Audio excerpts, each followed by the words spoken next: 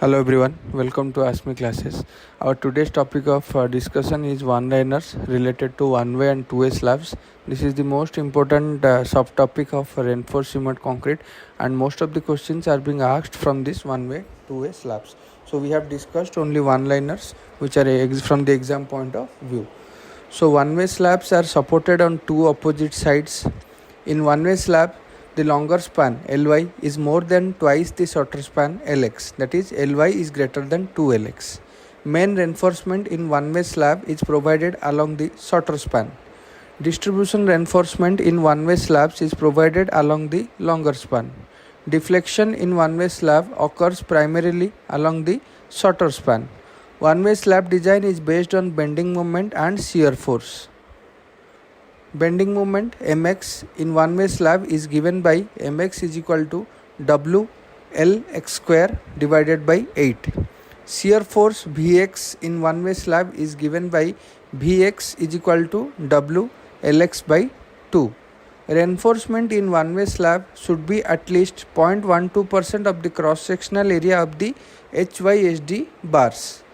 Reinforcement in one-way slab should be at least 0.15% of the cross-sectional area for mild steel bars.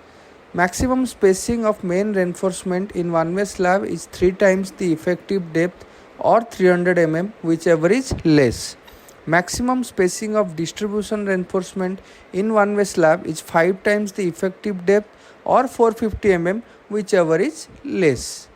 Minimum cover for reinforcement in one-way slab is 15 mm for mild exposure and 20 mm for moderate exposure. The effective depth D of one-way slab is given by D is equal to span by 20 for simply supported slabs. Effective depth D of one-way slab is given by D is equal to span by 26 for continuous slabs. One-way slabs are commonly used in residential buildings. In one-way slab, maximum moment occurs at the center of the span.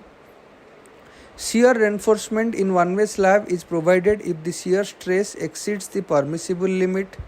The critical section for shear in one-way slab is at a distance of effective depth from the face of the support.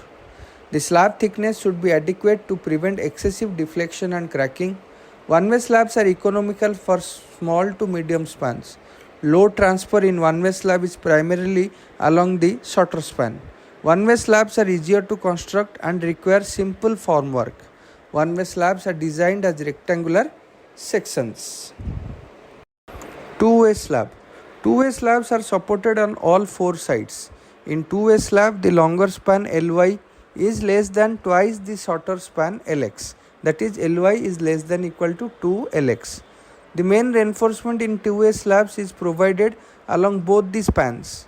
Two-way slabs have reinforcement in two directions. The deflection in two-way slabs occurs along both spans. Two-way slab design is based on bending moment in both directions. The bending moment mx in two-way slab is given by mx is equal to alpha x into w into lx whole square. Bending moment my in two-way slab is given by my is equal to alpha y into w into ly square. The values of alpha x and alpha y depend on boundary conditions and aspect ratio. Corner reinforcement is necessary in two-way slabs to resist torsion. Reinforcement in two-way slabs should be at least 0.12% of the cross-sectional area for HYSD bars. Reinforcement in two-way slabs should be at least 0.15% of the cross-sectional area for mild steel bars. The maximum spacing of reinforcement in two-way slab is 3 times the effective depth or 300 mm, whichever is less. The minimum cover for reinforcement in two-way slab is 15 mm for mild exposure. Minimum cover for reinforcement in two-way slab is 20 mm for moderate exposure. The effective depth of two-way slab is given by D is equal to span by 30 for simply supported slabs. Effective depth of two-way slab is given by D is equal to span by 32 for continuous slabs. Two-way slabs are commonly used in commercial buildings. The load transfer in two-way slab is along both the spans. Two-way slabs require more complex formwork compared to one-way slabs.